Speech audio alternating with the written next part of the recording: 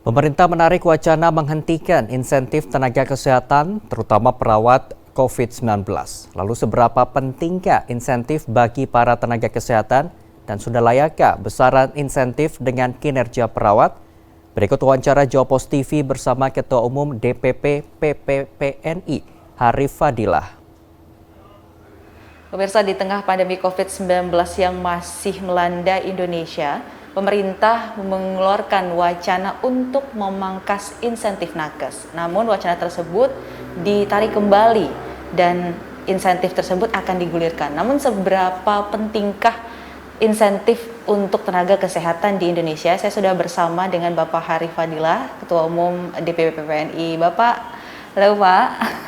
Apa kabar Pak? Baik, alhamdulillah. Selamat pagi. Pak. Ini beberapa waktu lalu pemerintah memang santer mengeluarkan wacana dari Kementerian Keuangan itu ya Pak ya, Ibu Sri Mulyani, bahwa insentif nakes akan dipangkas. Lalu ada lagi revisi. Tapi Pak, di sini kita akan berbicara sebenarnya itu seberapa penting Pak insentif untuk tenaga kesehatan, perawat Pak terutama ya Pak. Iya, memang 2 hari sebelum pernyataan pemerintah untuk membatalkan atau tidak ada perubahan kebijakan insentif, memang banyak sekali pertanyaan dan aspirasi teman-teman untuk disampaikan.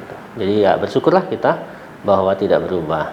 Karena apa? Karena insentif ini sebenarnya memang sebuah aspirasi, apresiasi kepada perawat ya.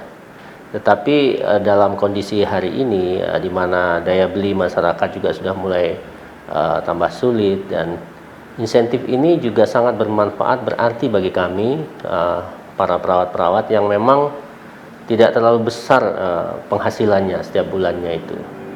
Ya kan? Dengan adanya insentif ini sangat membantu untuk mereka melaksanakan aktivitas sehari-hari, di mana kita juga selama ini transportasi juga semakin sulit ya.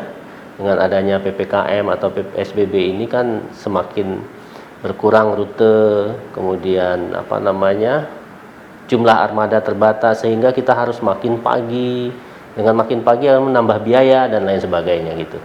Yang diterima oleh perawat Pak, baik ini di pusat ya Pak ya, di DKI Jakarta, di pemerintahan pusat atau di daerah Pak, sama Pak?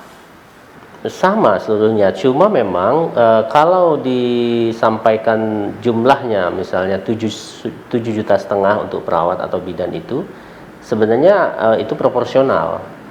Jadi yang 7,5 itu bila untuk di rumah sakit itu adalah mencukupi jumlah hari kerja dia masuk. Misalnya 1 bulan itu dihitung 22 hari kerja. Jadi kalau 22 hari kerja dia dapat 7,5. Tapi kalau dia hanya 10 hari kerja ya separuhnya gitu ya. Kalau 5 hari kerja ya seperempatnya begitu. Jadi itu proporsionalnya. Dan memang kita tidak bisa juga kadang-kadang harus 22 hari karena kita kan waktunya itu shift ya, bergulir, dan kemudian tim gitu ya. Jadi ya banyak juga yang tidak sampai 7,5. Ini 7,5 juta untuk insentif perawat COVID atau sebenarnya bukan yang perawat COVID Pak? Nah, ini insentif ini juga berlaku tidak seluruhnya ya. Jadi di dalam peraturan itu adalah bagi rumah sakit yang ditunjuk oleh pemerintah, satu sebagai rujukan utama khusus COVID, misalnya Sulianti Saroso atau Persahabatan. Nah, itu di semua unit mendapatkan. Tetapi ada juga rumah sakit yang lebih banyak lagi adalah rumah sakit yang ditunjuk untuk menangani COVID. Tapi bukan rumah sakit rujukan khusus COVID.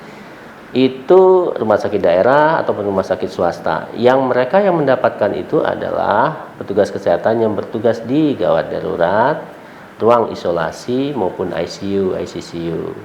Nah, ruang rawat yang lain tidak gitu ya. Jadi itu, nah sementara untuk yang di puskesmas itu ada kriterianya lagi, puskesmas dengan jumlah rujukan sekian mendapatkan sekian gitu. Kalau dari catatan PPNI untuk daerah ada nggak sih Pak sejauh ini yang belum cair gitu Pak, atau memang terhambat sendiri?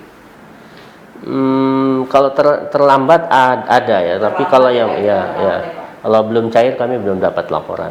Oh, belum dapat laporan. Kalau untuk daerah Pak, kalau untuk di pusat bagaimana Pak? Di pusat sudah terbayarkan. sudah terbayarkan. Jadi sejauh ini masih? Iya, masih. Bersama dengan santunan kematian juga. Cuma santunan kematian ini memang belum bisa terlalu cepat karena banyak faktor variabel yang harus memberikan syarat-syaratnya, ya. Jadi kalau sekarang ini catatan kami di perawat itu sudah 234 orang yang wafat hari ini. Seluruh Indonesia. Tapi kalau santunan itu kurang lebih baru sekitar 70-an. Berapa Pak santunannya? 300 juta kalau yang meninggal. Karena COVID. Oh, seperti itu. Kita balik lagi ke insentif Pak yang tadi Bapak katakan, itu sudah sesuai belum Pak dengan resiko yang diterima oleh para nakes? Gimana Pak? Sebenarnya kalau kita bicara jumlah seperti itu dibanding resiko ya masih jauh dari sesuai ya. Tapi lebih jauh dari itu sebenarnya memang negara kita ini sampai hari ini belum bisa menghargai tenaga kesehatan kalau dibanding negara-negara lain. Memangnya berapa sih Pak kira-kira sebaiknya Pak? Ya, kita dalam kondisi pandemi ini tidak harus banyak faktor yang kita hitung secara analisis. Saya nggak berani menyampaikan nominal ya.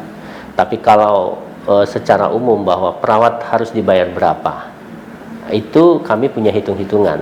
Itu minimal 3 kali UMP mereka. Nah, tetapi ada masalah juga sebenarnya karena di daerah terutama itu masih banyak juga tenaga-tenaga perawat yang membantu pelayanan itu, tapi misalnya dia masih status honor atau status harian lepas. Nah, itu kadang-kadang juga tidak mendapatkan insentif tersebut. Tidak masuk dalam SK atau mereka tidak punya hubungan kerja yang jelas gitu. Kalau kebijakan untuk para nakes yang saat ini menangani COVID Pak, kebijakan seperti apa yang diharapkan oleh PPNI Pak? Nah, yang paling penting adalah bagaimana mengejawantahkan dari yang kita katakan tenaga kesehatan adalah garda terdepan, tenaga kesehatan adalah palang pintu terakhir dengan memberikan perlindungan, ya, perlindungan bagi mereka, terutama perlindungan dari keterpaparan atau ketertularan ini.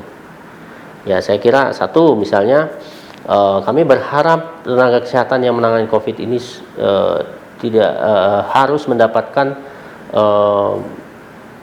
screening atau pemeriksaan secara rutin supaya mereka tahu kondisinya hari ini seperti apa. Kalau dia sudah mulai tidak sehat, maka dia harus istirahat, ya kan?